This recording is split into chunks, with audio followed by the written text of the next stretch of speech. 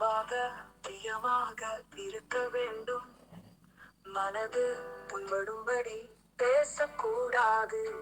கோபப்படக்கூடாது, sofa சாப்பாட்டில் குறை சொல்லக்கூடாது. O5 பலர் முன் திட்டக்கூடாது.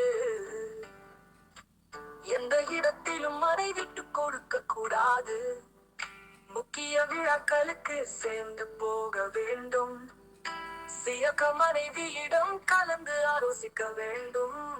சொல்வதை பொறுமையாக கேட்க வேண்டும்.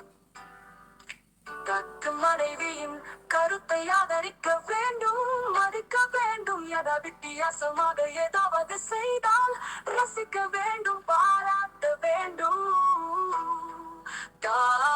பணம் மட்டும் குறிக்கோள் அல்ல குழந்தை. குடும்பம் இவற்றிற்கும் உரிய முக்கியத்துவம் தந்து நடந்து கொள்ள வேண்டும்.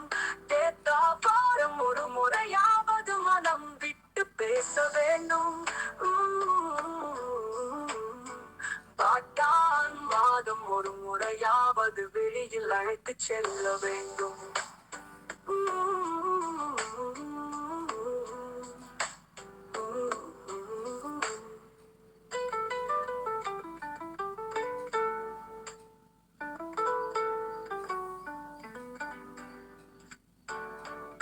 ஆண்டுக்கு ஒரு முறையாவது சுற்றுலா செல்ல வேண்டும்.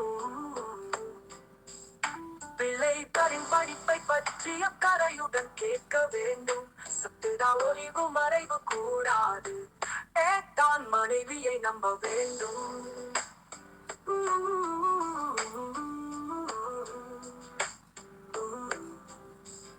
மத்தி முக்கியமானவற்றை மனைவியிடம் கூற வேண்டும். யுக்தி மனைவியிடம் அடுத்த பெண்ணை பாராட்ட கூடாது.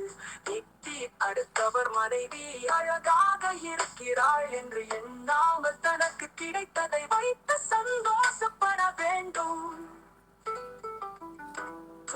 தனக்கு இருக்கும் கஷ்டம் தன் மனைவிக்கும் இருக்கும் என்று எண்ண வேண்டும். யுக்தி உடல் நலம் இல்லாத போது உடன் இருந்து கவனிக்க வேண்டும். சின்ன சின்ன தேவைகளை நிறைவு செய்ய வேண்டும். யுக்தி சிறு சிறு உதவிகள் செய்ய வேண்டும். குழந்தைகள் அசிங்கம் செய்து விட்டால் இது உன் குழந்தை என்று ஒதுங்க கூடாது.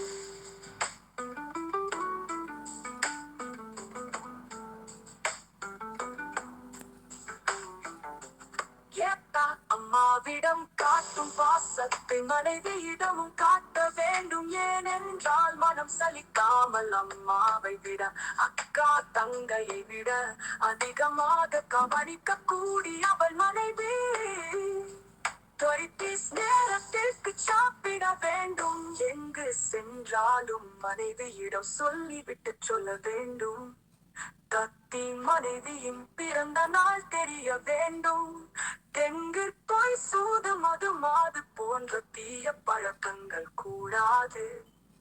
கத்தி மனைவி வீட்டாரை குறை சொல்ல கூடாது. கத்தி கை செலவுக்கு பணம் தர வேண்டும். பிடிச்சாலை பண்ணுங்கள். ரொம்ப